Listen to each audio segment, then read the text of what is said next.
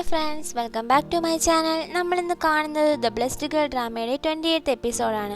ഈ ഡ്രാമ നിങ്ങൾ ആദ്യമായിട്ടാണ് കാണുന്നതെങ്കിൽ മുന്നേയുള്ള എപ്പിസോഡുകൾ കാണാനാണ് ഡിസ്ക്രിപ്ഷൻ ചെക്ക് ചെയ്യുക. ഫ്രണ്ട്സ്, ഞാൻ ഒന്നിടവിട്ട് വീഡിയോ ഇടുമെന്ന് പറഞ്ഞിട്ട് ഇന്നലെ വീഡിയോ ഉണ്ടായിരുന്നില്ല. കാരണം ഞാൻ ഓൾറെഡി അപ്ലോഡ് ചെയ്തെങ്കിലും കോപ്പിറൈറ്റ് വന്നു. അതുകൊണ്ട് തന്നെ ഞാൻ വീണ്ടും റീ എഡിറ്റ് ചെയ്തിട്ടാണ് ഇപ്പോൾ അപ്ലോഡ് ചെയ്യുന്നത്. പിന്നെ നമ്മുടെ ചാനൽ വെറും 20% ആൾക്കാർ മാത്രമേ സബ്സ്ക്രൈബ് ചെയ്തിട്ടുള്ളൂ. സബ്സ്ക്രൈബ് ചെയ്യാതെ കാണുന്ന കൂട്ടുകാരെയൊക്കെ ഒന്ന് സബ്സ്ക്രൈബ് ചെയ്ത് സപ്പോർട്ട് ചെയ്യുക. നമുക്ക് വീഡിയോയിലേക്ക് കിടക്കാം.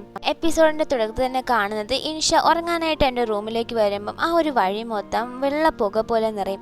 എന്നിട്ട് ഫുള്ളായിട്ട് മാറി ഒരു ഊഞ്ഞാൽ മാത്രം കാണും. അതിലാണെങ്കിൽ നമ്മുടെ ലിഷ ഇരിപ്പുണ്ടായിരിക്കും. അപ്പോൾ നമ്മുടെ ഇൻഷ ചോദിക്കും, നിനക്ക് എന്തിനാ ഇതിൻ്റെയൊക്കെ ആവശ്യമുണ്ടോ, എന്തിനാ എന്നെ പിറകുന്നത് ശല്യം ചെയ്യുന്നതെന്ന്.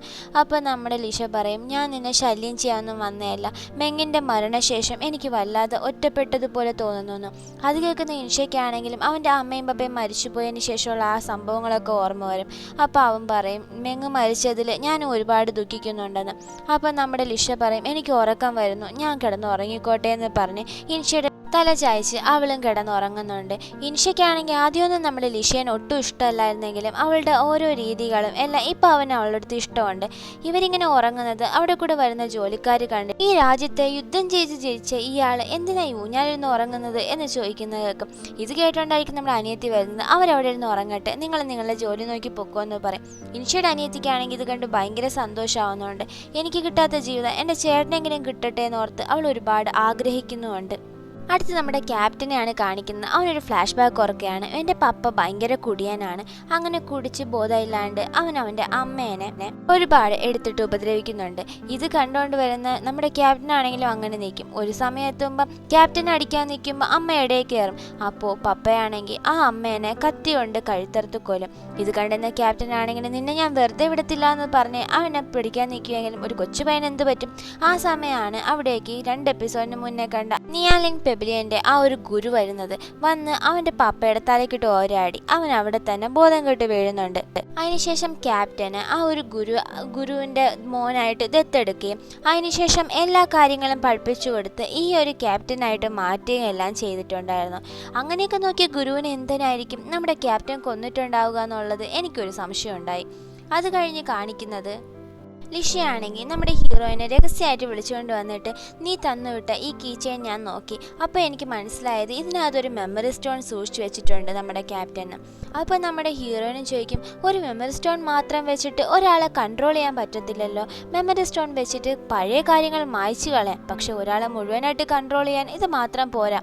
അപ്പം നമ്മുടെ ലിഷയും എന്തായാലും നമുക്കിത് കണ്ടുപിടിക്കണമെന്ന് പറയുമ്പോൾ നമ്മുടെ ഹീറോയിൻ പറയുന്നുണ്ട്, ഞാൻ എന്തായാലും അവൻ്റെ അടുത്ത് പോയി സംസാരിക്കട്ടെ എന്ന് പറഞ്ഞിട്ട് നമ്മുടെ ക്യാപ്റ്റനെ കാണാൻ വേണ്ടി ഹീറോയിൻ സ്ട്രെയിറ്റ് ആയിട്ട് വരുന്നുണ്ട്.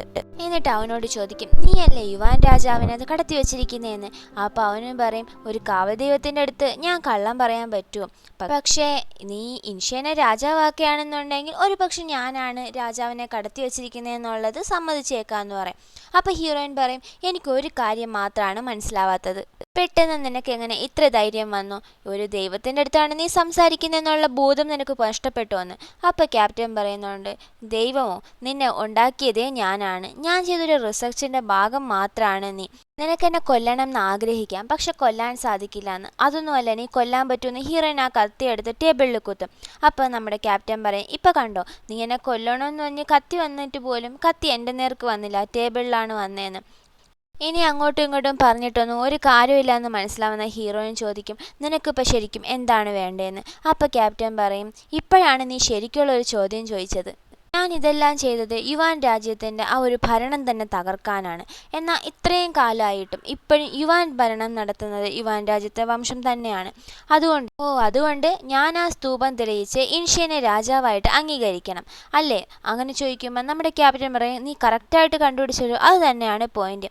നീ അത് മാത്രം ചെയ്തു തന്നാൽ മതി, രാജാവിനെ ഞാൻ പുറത്തു വിട്ടോളാം. പിന്നെ നിന്നെയും നിൻ്റെ പപ്പേനെയും ഹുക്കൂൻ രാജ്യത്തേക്ക് തിരിച്ച് ഒരു പ്രശ്നവും ഇല്ലാതെ ഞാൻ കൊണ്ടങ്ങ് എത്തിക്കുന്നതായിരിക്കും. പിന്നെ ഒരു കാര്യം കൂടെ ഉണ്ട്, ഹീറോ ഇപ്പം എൻ്റെ കയ്യിലാണ്. നീ എടുക്കുന്ന തീരുമാനത്തിനെ പൊറുത്തായിരിക്കും അവന് ജീവിച്ചിരിക്കണോ മരിച്ചു പോണോ എന്ന് ഞാൻ തീരുമാനിക്കുന്നതെന്ന്. ഇതെല്ലാം കേൾക്കുന്ന ഹീറോയിനാണെങ്കിലും വല്ലാതെ വരുന്നുണ്ട്.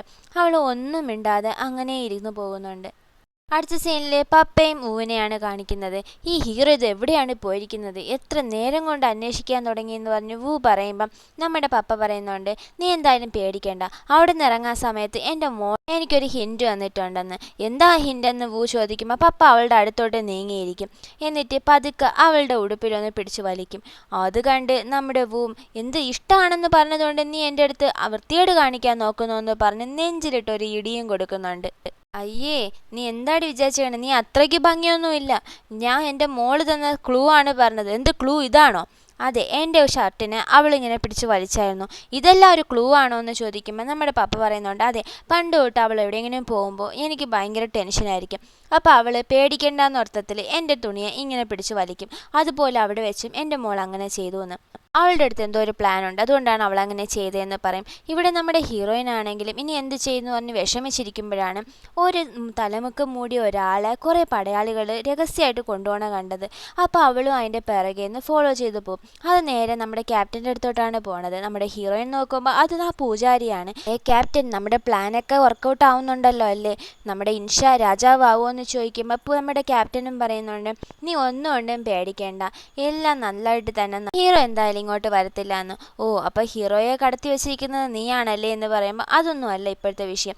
ഇപ്പോൾ വില്ലൻ മരണപ്പെട്ടതാണ് നമുക്കുള്ള ഏറ്റവും ചെയ്യുമെന്ന് പറഞ്ഞ് അവർ പരസ്പരം സംസാരിച്ചുകൊണ്ടിരിക്കുന്നതെല്ലാം നമ്മുടെ ഹീറോയിൻ അവിടെ ഒളിച്ചു നിന്ന് കേൾക്കുന്നുണ്ടായിരിക്കും. എന്നിട്ട് അവർ പോവാന്ന് പറഞ്ഞ് എണീക്കുന്ന സമയത്ത് നമ്മുടെ ഹീറോയിൻ അങ്ങോട്ട് പോകുന്നുണ്ട്. ഹീറോയിനെ കണ്ടതും ഷോക്കായി പൂജാരി ഇനി എന്ത് ചെയ്യുമെന്ന് നിൽക്കുന്ന ആ ഒരു രംഗത്തോടെയാണ് ഈ ഒരു എപ്പിസോഡോട് അവസാനിക്കുന്നത്. ഇനി എന്തൊക്കെ സംഭവിക്കുന്നുള്ളത് വരുന്ന എപ്പിസോഡിൽ നമുക്ക് കാണാം. വീഡിയോ ഇഷ്ടമായ ലൈക്ക് ചെയ്യാൻ മറക്കല്ലേ. ഒരു സ്മൈലി എങ്കിലും കമൻറ്റ് ചെയ്യുക, കൂട്ടുകാർക്കൊക്കെ ഷെയർ ചെയ്ത് കൊടുക്കുക, സബ്സ്ക്രൈബ് ചെയ്ത് സപ്പോർട്ട് ചെയ്യുക. അടുത്ത എപ്പിസോഡുമായി വീണ്ടും കാണുന്നവരെ ബൈ.